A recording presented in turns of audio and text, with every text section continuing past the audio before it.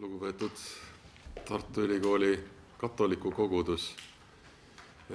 Mul on väga suur rõõm teile siin esineda, kuigi võib öelda, et ma olen küll kirikuloo professor, aga selle teema juures natukene asjaarmastaja, et ilmselt pärast mind esinev doktor Lambert Klinke on selle teema spetsialist.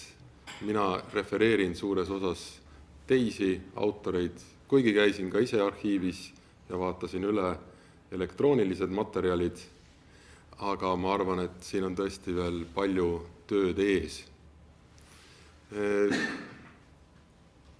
Ma parandasin tegelikult ka pealkirja, kui te panite tähele, siis kavas on Tartu Ülikooli usuteaduskonna katoliku kabel.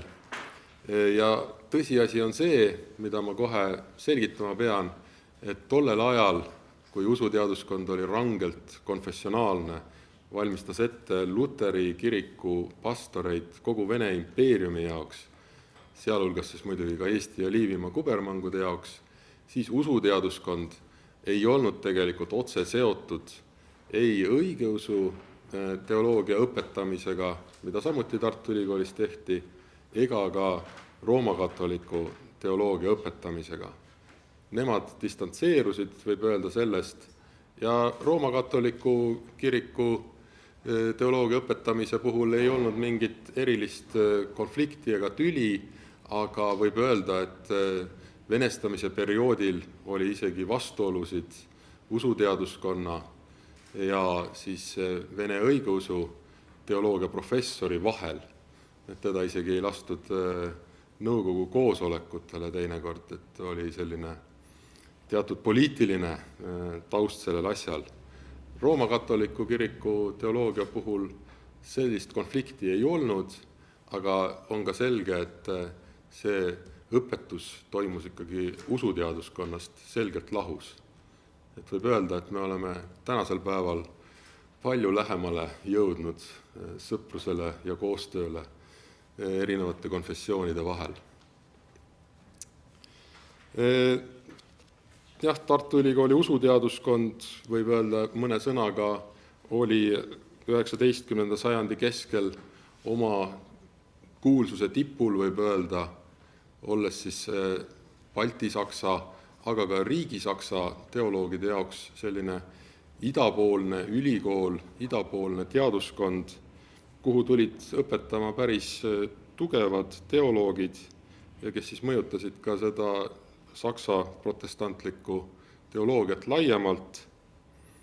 Et võib mainida siis Heinrich Kurzi, Alexander von Oettingeni, kes oli dogmaatika ja teoloogilise moraali professor, kellest hiljuti ilmus ka Toomas Andreas Põderi monograafia Saksamaal, minu kolleeg kirikuloolane Moritz von Engelhardt oli siis võib-olla üks silmapaistvamaid kirikuloo õppejõude sellest ajast. Aga jah, see oli siis usuteaduskond, mis oli Tartu Ülikooli loengute plaanis ametlikult esimesel kohal. Tema järel tulid siis õigusteaduskond, arstiteaduskond, ajaloo keeleteaduskond ja matemaatika füüsikateaduskond. Tol ajal olid 5 teaduskonda ja nende 5 teaduskonna järel olid siis eraldi, kui lugeda neid loenguplaane, õigeusu teoloogia professuur ja roomakatoliku teoloogia õppejõud või saksa keeles Lehrer. Nii et nemad olid täiesti omaette õppekohad või sellised, võib ka öelda, et kuulutuspunktid tollases kontekstis. Nüüd siis minu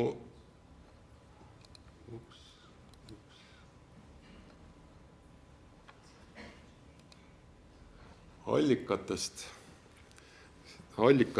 mida ma siin ettekandes kasutasin, ma teen reklaami Toivo Reitalu kogutud Rooma kiriku kaustadele, kus on tegelikult väga palju allikaid juba olemas, mida võiks veelgi kasutada. Ja loomulikult tekitab raskusi see keeruline šrift, või tollane käekiri, aga allikad on paljuski juba digiteeritult olemas, nii et siit annab palju edasi minna. Ma juhiks tähelepanu ka meetrikaraamatutele, millest saaks teha omaette uurimuse täiesti. Meetrikaraamatud on siis 2005. ja 2008. aastal Rahvusarhiivi jõudnud Siseministeeriumist ja need on elektroonilisel kujul täiesti olemas. Ma näitan ettekande lõpupoole ka siit mõnda pilti nendest.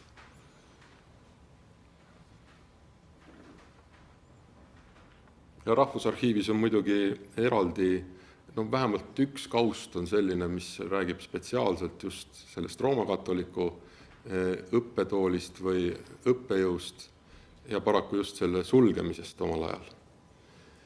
Ja muidugi tuleb neid materjale esile ka siis Tartu Ülikooli teistes dokumentides, teistes kaustades.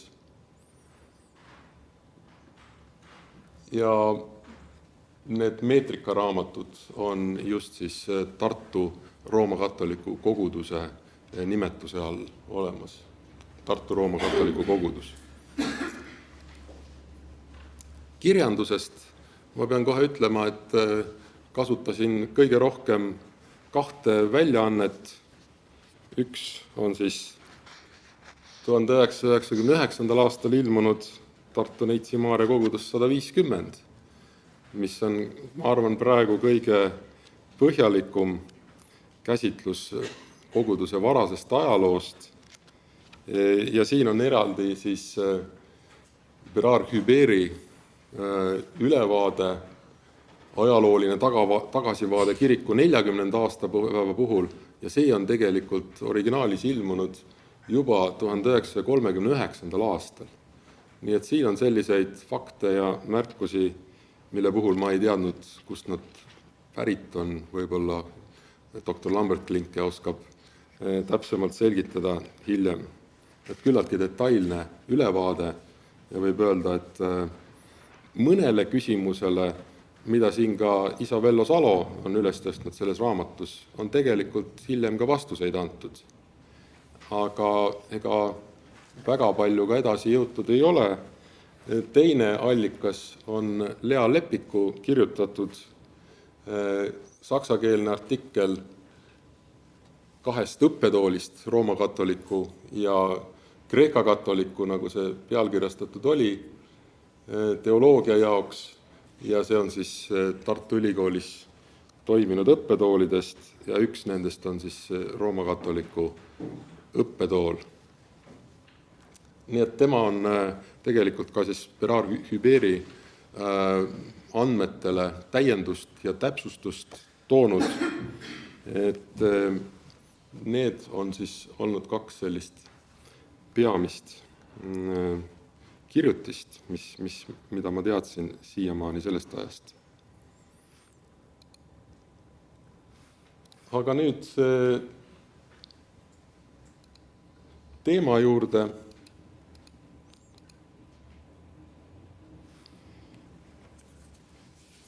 Kõigepealt siis varasemast ajaloost pisut. Siin slaidil on praegu siis selline olulisem kronoloogia, aga sissejuhatuseks peaks muidugi ütlema, et juba 18. sajandi lõpust Katariina II ukaasi kohaselt olid Vene impeeriumis kõik kristlikud usutunnistused lubatud, proselütism oli siiski rangelt keelatud ja 1783. aastal asutati kogu tollast Venemaad hõlmav Mogiljovi peapiiskopkond, kuhu kuulusid ka Eesti ja Liivimaa kubermangud. Eestlaste alal kujunesid Tallinn, Tartu ja Narva 3 keskuseks, kus arenesid 18. sajandist alates välja roomakatoliku kogudused. Juba enne ülikooli taasavamist 1802. aastal oli Tartus katoliiklasi sõjaväelaste ja kohalike elanike hulgas. Peamiselt poolakad, keda jõudis Tartusse veelgi rohkem pärast seda, kui 1830. aasta Poola ülestõusu järel suleti Vilniuse ülikool. See oli olnud ainus katoliiklik ülikool Vene riigis ja nüüd ilmalikku haridust soovivad poolakad tulid küllalt rohkearvuliselt Tartusse. Vilniuses avati küll vaimulik akadeemia seejärel, nii et vaimulikku haridust sai Vilniuses edaspidigi. Mõned Tartus elavad katoliiklased tollal kuulusid Tallinna kogudusse, näiteks Karlova mõisaomanik Fadei Bulgarin,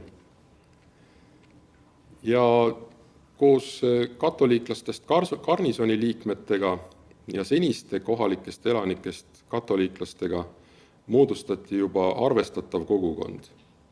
See tingis vajaduse leida koht katoliku jumalateenistusteks. 1827. aastast on Tartust teada majakabeli sisustamine perekond Sivitski jaoks, kes oli tulnud Vitebski kubermangust Tartusse, et oma poega Juliust ülikoolis koolitada. Majakabelit on kasutanud kõik linnas elavad katoliiklased, nagu ka garnisoni kaplan, kes Riiast ülestõusmispühadeks Tartusse tuli. See on ka politsei tähelepanu äratanud, kes pärast uurimist on siiski järeldusele jõudnud, et katoliiklus on Venemaal lubatud 18. sajandi lõpu ukaasidega ja majakabel on Riia eparhiaalpiiskopi loaga avatud.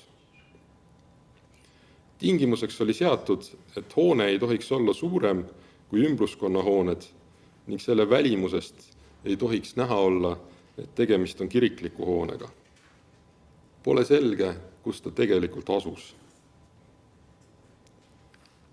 1830. aastal on linn palunud vabastust kohustusest pakkuda preestrile öömaja, kuid vastupidi, 1835. aastal on kuberneri käsul kohustatud kõiki linna majutusasutusi seda öömaja pakkuma, nagu ka ruumi jumalateenistuste läbiviimiseks. Tartus arenes eriline koostöö ülikooli, garnisoni ja linna vahel. Linna politseivalitsus informeeris ülikooli rektorit, millal garnisoni preester Tartusse tuleb, et tudengid saaksid ka teenistusest osa võtta.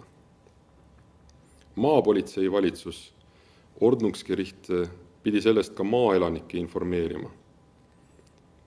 1836. aastal oli Tartus elanike seas 64 katoliiklast ja tudengite seas 56.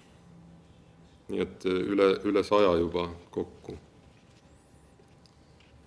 1837. aastal tegi impeeriumi Tartu õpperingkonna kuraator Gustav von Grafström, kes oli ametis 1836–54 aastani, Rooma katoliku piiskopile ettepaneku luua Tartus üks ametikoht katoliku usuõpetajale, kes oleks ühtlasi preester, kuna muidu jäävad selle usutunnistusega tudengid ilma igasuguse usulise hariduseta.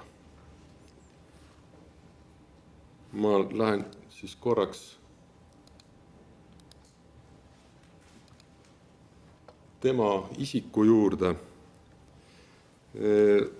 Ta on siis korduvalt neid ettepanekuid teinud, esialgu ei leitud rahastajat.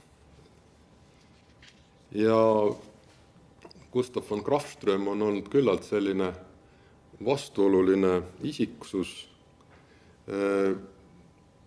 Ajaloolased arvavad, et üks probleem temaga on olnud see, et tema ema on olnud eestlane ja seetõttu baltisakslased ei ole teda väga tõsiselt võtnud.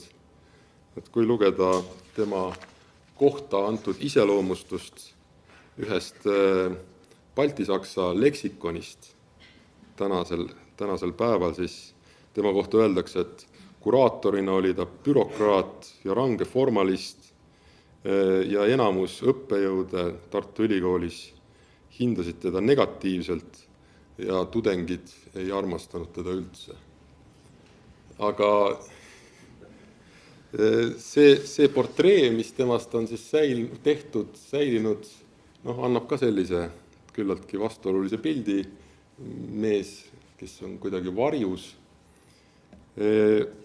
Samas üks selline mälestuste raamat jälle kirjeldab kuraatorit sellisena: kuraator oli hiiglane. Hallipäise vanamehena ta imponeeris sõjameheliku, kuid ühtlasi targa näoilmega. Grafström oli teistest selle poolest parem, et ta soovis end harida ja teadusmaailma lähemalt tundma õppida. Anatoomiaprofessor Mädlerilt küsinud ta, kui kaugel on Kuu maast, kas kaugust mõõdetakse ruut- või kuupmõõtudes. Zooloogia kabinetti külastades andis ta professor Asmussele nõu, et see laseks jaanalinnule püksid õmmelda, sest paljad jalad solvavad naiste häbitunnet. Nii et selliseid lõbusaid mälestusi, see on nüüd üks Poola tudeng, kes teda meenutas. Aga kuraator on olnud just see inimene, kes on järjekindlalt seda kabeli avamist taotlenud. Nii et selles mõttes vägagi teenekas just. Tema plaani kohaselt pidi vaimulik saama aastas 1500 rubla ja tema 2 abi mõlemad 250 rubla, lisaks veel majutusraha kõigile ja toidukulud abidele. Liivimaa piiskopkond tegi ettepaneku, et kuraator pöörduks raha pärast otse keisri poole. Kuraator pöördus kõigepealt rahvahariduse ministri poole. Rahvahariduse minister oli juba valmis vajalikud 2000 rubla andma, siis aga astus ülikooli nõukogu sellele plaanile vastu. Nõukogu kirjutas 1839. aastal kuraatorile, et peab üht katoliku preestrit Tartu ülikoolis mitte vajalikuks, kuna ülikoolis olevat ainult 55 katoliiklast ja needki viibivad Tartus vaid mõne aasta. See tudengite arvu puhul võis isegi number tõsi olla, aga nagu aru saime, siis elanike hulgas oli ju katoliiklasi veel ja rohkem.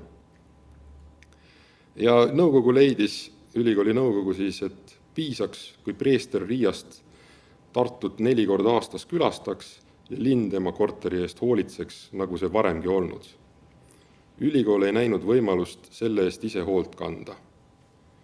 Katoliiklased pidanuksid ise vabatahtlikult kulusid kandma, kui soovisid enamat. Kuraator ei olnud sellega rahul.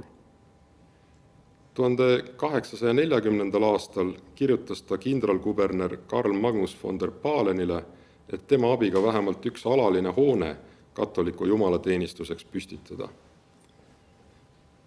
Sellest hoolimata ei soovinud keegi kõiki kulusid kanda. Aastal 1847 on seesama kuraator kaevanud uuele kindralkubernerile, et ülikoolis on 80 ja linnas 100 katoliiklast, kes oma kristlike kohustuste täitmisel takistatud, kuna preester tuleb kutsuda Riiast enda kulul või siis oodata, kuni kord aastas garnisonikaplan Tartusse tuleb. Kindralkuberner Golovin kiitis kuraator Grafströmi püüdlused heaks, aga tema ametiaeg jäi lühikeseks. Õnneks kaitses ka järgmine kindralkuberner ettevõtmist. Siiski plaane kärbiti. 1849. aastal avati Tartus ülikooli kabel. Arvatavasti aadressil Peterburi tänav 31. Siin on siis Lea Lepik parandanud seda majanumbrit, mis oli varasemas väljaandes 22, 31. Võiks olla siin üsna lähedal see koht, kus me praegu oleme, umbes seal, kus need suured ühiselamud on siin kõrval praegusel ajal. Maja kuulus kaupmees Rudalt Soovile. Ainult üks vaimulik ilma abideta kutsuti Tartusse, tema tasu pidi tulema ülikooli reservidest, 550 rubla aastas. Raadi mõisa omanik Karl Gotthard von Lipphardt maksis esialgu kabelihoone üüri, see oli siis 300 rubla. Lipphardt oli sel ajal Tartu tuntud kunstimetseen ja tema abikaasa oli katoliiklane. Nii oli ta ka isiklikult katoliku preestrist Tartus huvitatud. Ta on väljendanud lootust, et Tartusse tuleks üks mees, kes oleks lihtne ja vaga, siiski nutikas ja võimeline kohalike oludega kohanema. Preestrile maksis palka ülikool, aga ka iga katoliiklasest üliõpilane pidi ülikooli astudes maksma 3 rubla kabeli heaks. Esimene preester oli siis Joosef Beržanski ja esimene jumalateenistus leidis aset 23. oktoobril 1849. Beržanski, kes oli sündinud 1805. aastal, on siin olnud 2 aastat. Ta oli Vilniuse kubermangu aadlist pärit, lõpetas Vilniuse vaimuliku akadeemia 1831. aastal, on teeninud Telšiai katedraali kiriku juures ja olnud vahetult enne Tartusse tulekut Tiflisis dekaan ja hiljem sinna ka siis tagasi läinud.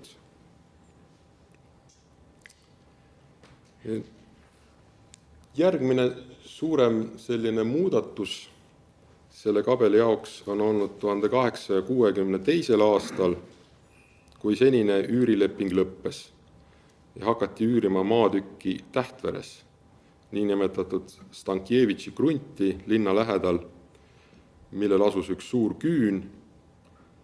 Ja sel aastal oli Tartus juba 250-260 katoliiklast.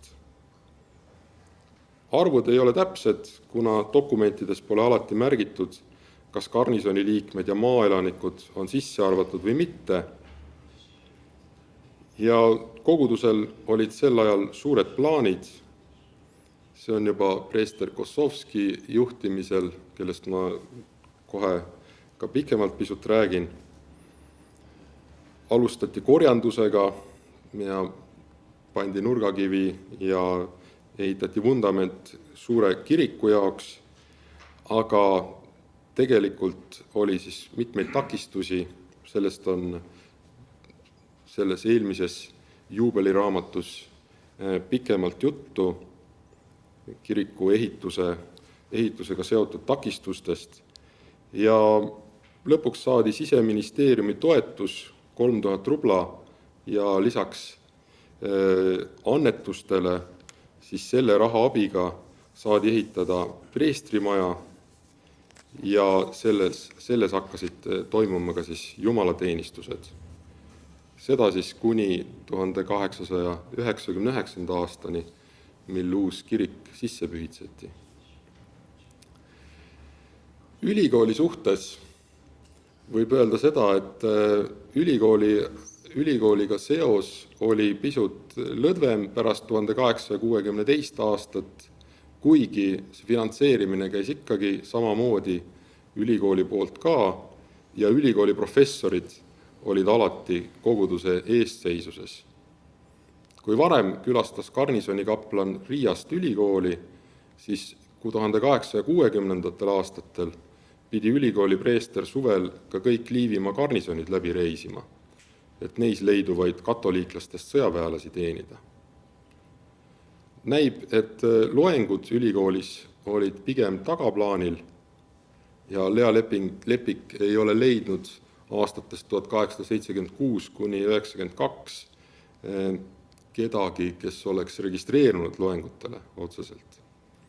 Ma püüdsin ka leida pisut varasemast ajast ja kuigi Tartu Ülikoolis oli tollal perioodil kombeks registreerida, kirja panna kõik loengute külastajad, siis õigeusu teoloogia loengute puhul võib siis leida, et kõige rohkem on 5 külastajat olnud ja ma ei leidnud konkreetseid dokumente selle kohta, et kui palju siis katoliku usuõpetuse loengutes oleks olnud. Üks preester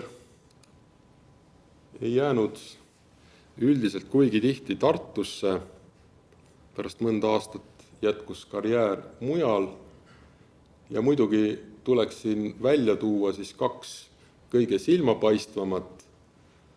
Lisaks esimesele preestrile siis Henrik Piotr Kossovski 1860–63 aastani, kelle kohta võib lugeda põhjalikult poolakeelsetest allikatest, kuna ta on olnud Varssavi vaimuliku akadeemia rektor vahetult pärast Tartust lahkumist ja hiljem ka siis piiskopina teeninud Poolas ja 20 teoloogiaalast teost avaldanud. Ja tema oli ka see, kes siis algatas tegelikult kiriku otsimise või ehitamise ja selle krundi leidis 1862. aastal, aga võib ka ju oletada ja spekuleerida, et võib-olla kui tema oleks jäänud 1863. aastal edasi, oleks kirikuga kiiremini valmis saadud. Sest tema tegusus on nende aastate jooksul ikkagi väga suur olnud.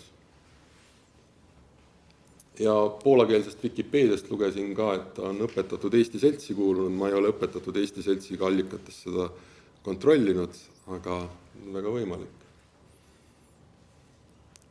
Ja tema loengute kohta ülikoolis on 1888. aastal Poolas sellises väljaandes nagu Przegląd Katolicki avaldatud selline lugu, mida ma tsiteerin.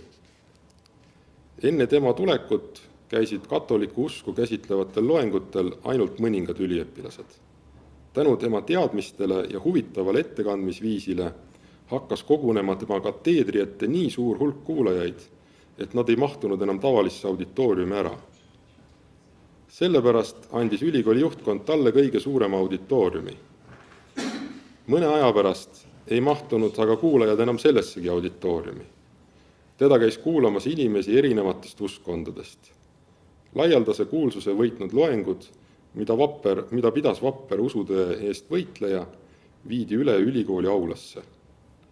Tasapisi said neist avalikud loengud, mida külastas rahvast kogu linnast. Seal on siis väljavõtte sellisest kirjeldusest, millele ma otsisin tõestust allikatest, aga nendest aastatest, kui Kossovski oli siis preesteri õppejõud, ei ole neid loengutest osavõtjate nimekirju, nii et otseselt tõestada ega ümber lükata seda juttu ei saa. Et oleks päris huvitav leida ka nagu arhiiviallikaid selle kinnituseks. Mis loenguid ta pidas?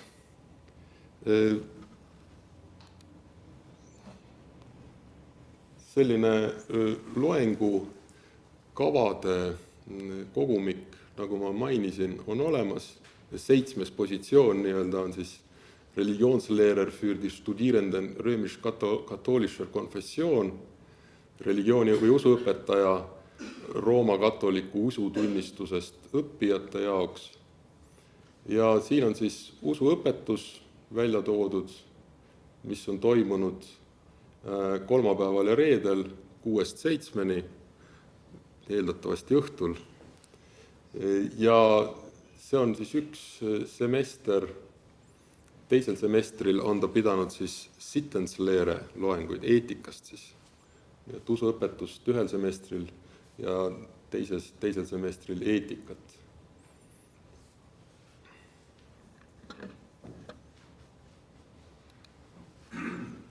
Kõige pikemalt ametis olnud preester ja kellega siis tegelikult praktiliselt ka lõpeb see ülikooli ja koguduse side tema ametist lahkumise järel, mitte tema süül, on siis Kristoforus von Pietkevitš, kes oli ametist 1876 kuni 92 aastani ja kes oli hariduse saanud Vilniuse gümnaasiumis ja Minskis vaimulikus seminaris, oli teeninud ka vaimulikuna enne ja Astrachanist siis tegelikult tulnud Tartusse. Ja tema puhul, tema loengud on samuti välja toodud põhimõtteliselt sarnastel teemadel, ka üks kursus semestris. Ja tema ametist, või õigemini ta suri 1892 ja siis määrati uus usuõpetaja, aga tema järglase kohta, kes sai ainult mõne kuu ametis olla, teatati juba, et üheski Venemaa ülikoolis ei ole Rooma katoliku usuõpetust.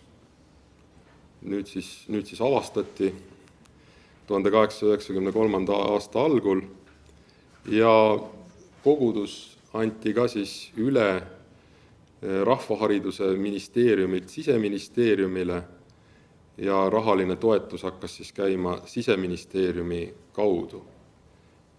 Võib meelde tuletada siis, et 1893. aastal juhtus ka see, et Torpat nimetati ümber Jurjeviks ja ka ülikooli dokumentatsioon läheb kõik saksa keelest üle vene keelele ja loomulikult on siis näha ka kitsendusi ja piiranguid teistes asjades. Nii et see on siis selline daatum, mil ülikool ja kogudus lahutatakse lõplikult.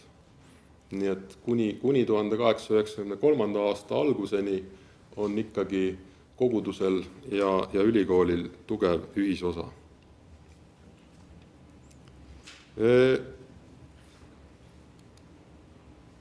Lõpetuseks veel paar sellist väiksemat lugu. Üks on siis seotud meetrikaraamatutega, mida ma mainisin. Selline näeb see venekeelne tiitel sündimiste raamatust välja. 1850 kuni 1887 on seda peetud. Ja selle sisu on siis selline kaunis käekirjas. See on esimene sissekanne sellest sündide raamatust 1850. aastal. See on ühe reamehe laps, on siis ristitud siin.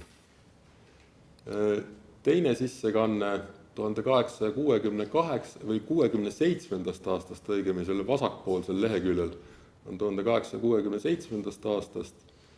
Ma ei hakka praegu püüdma seda loetavaks teha, aga ma lugesin sealt välja, et ristiisaks on olnud selline mees, Georg Franz Blasius von Adelmann, seal oli lihtsalt mainitud siis professor Georg Adelmann, kes on olnud vägagi nimekas koguduse liige, professor, kirurgia professor, kes oli siis Tartus Nikolai Pirogovi järglasena 30 aastat, 1841 kuni 71 ja on saanud 1860. aastal ka siis kõrge auastme tegelik riiginõunik ja hiljem ma lugesin ka tema tegevusest siis koguduse kirikuehituse toetamisel, tema eluajal selleni jõutud, aga tema üritas seda siis varasemas etapis toetada. Aga jah, siit võib siis näha, et sellise staatusega meest kutsuti meelesasti ristiisaks koguduses. Et see meetrikaraamat kindlasti pakuks teisigi huvitavaid selliseid fakte ja siin saaks teha ka sellist digihumanitaarset uurimust, palju siis sünde, surmasid, kes on ristivanemad, et see on täiesti selline huvitav uurimisteema, ma usun. Et see on nüüd üks juhuslik detail sellest meetrikaraamatust. Ja 1892. aasta kohta ma võtsin veel välja mõned faktid. See on siis see viimane aasta, kui kogudus ja ülikool olid seotud. Tol ajal olid siis ülikoolis kokku 1620 üliõpilast. Võrdluseks võib öelda, et täna on umbes 14 000. Ja kui vaadata, kus oli kõige rohkem üliõpilasi, siis arstiteadus ikkagi selgelt domineeris. 854 üliõpilast, farmaatsias lisaks veel 151, aga järgi tuleb siiski usuteadus 239 üliõpilasega. Hetkel on see number siin meil väiksem, kuigi on olnud ka rohkem. Aga ma tahtsin ka sellepärast seda näidata, milline see statistika on, et on ka selline ilus värviline skeem ülikooli toimikutes olemas, mis näitab siis üliõpilaste usutunnistust. Sellist skeemi meil ülikooli aruannetes viimasel ajal enam ei ole, aga 1892. aastal toodi siis välja, et õigeusklikke oli 6,8%, roomakatoliiklasi 6,2%, pisut vähem, ja see tähendab siis umbes 100 üliõpilast 19. sajandi lõpus. Ja protestante loomulikult enamus, 66,1%, aga mis võib-olla natuke üllatav on, et juudiusku üliõpilasi on siis 20,9% ja ma ei tea, et ülikool oleks eraldi hoolitsenud nende eest, nii nagu ta hoolitses katoliiklaste ja õigeusklike eest. Aga jah, see oli siis see hetk, kui tegelikult kogudus ja ülikool lahku läksid ametlikult. Et tänan kuulamast.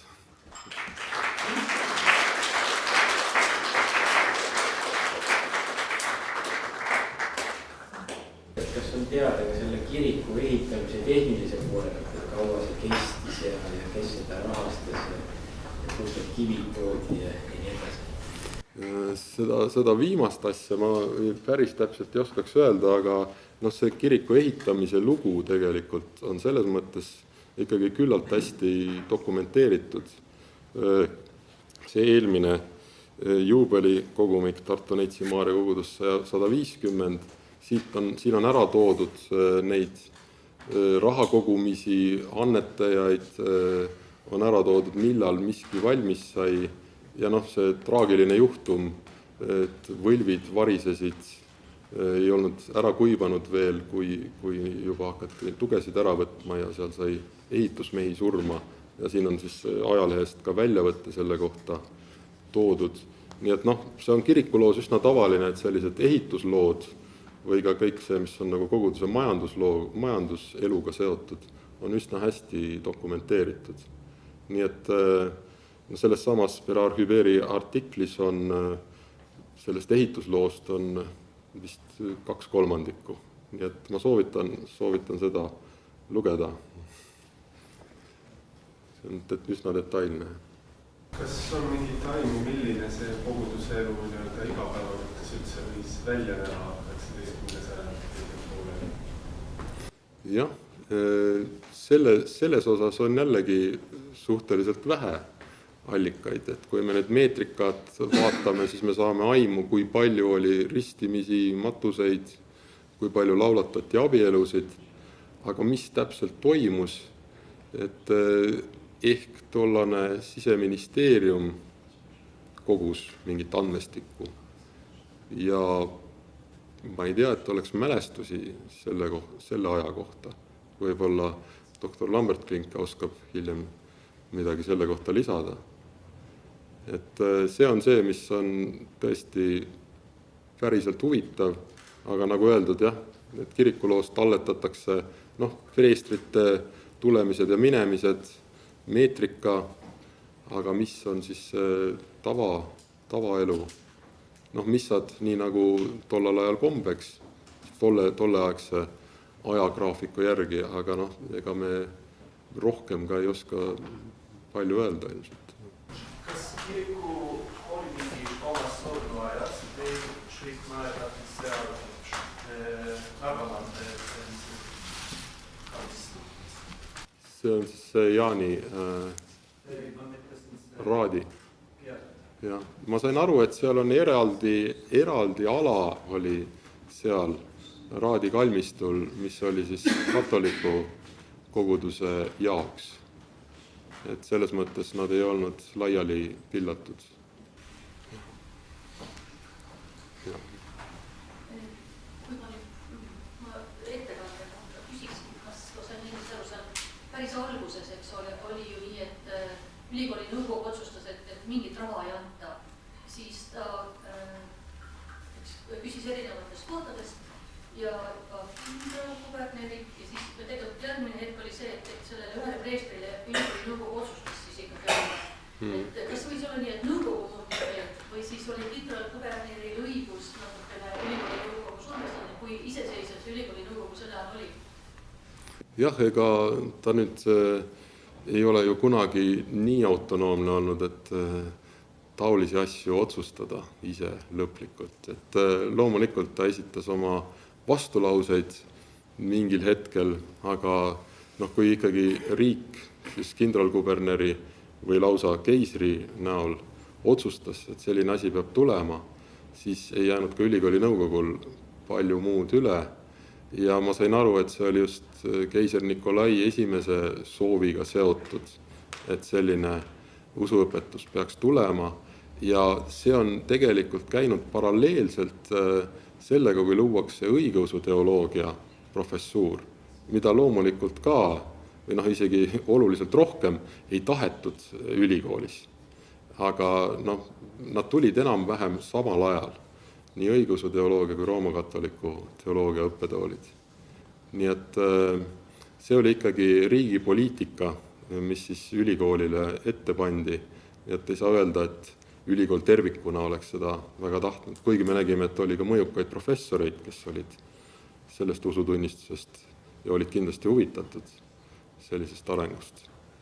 Aga see üldine suhtumine oli kindlasti selline pigem tõrjuv. Kas on teada 19. sajandist oikumeenilise koostöö kohta ülikooli siseselt neis kogudustes? Jah, oleks tore, kui oleks.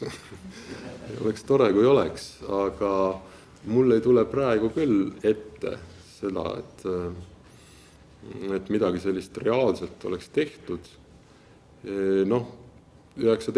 või 20. sajandil, eks ole, juhtub see, et õigeusu õppetool võetakse üle usuteaduskonna koosseisu.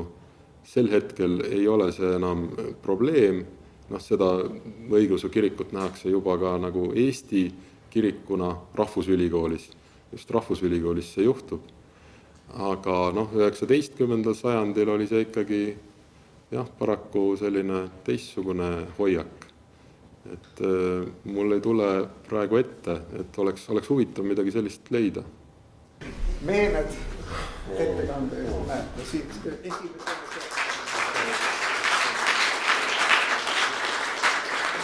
raamat, mis tuleb pärast tutvustamisele ja siin veel meened. Suure tänu.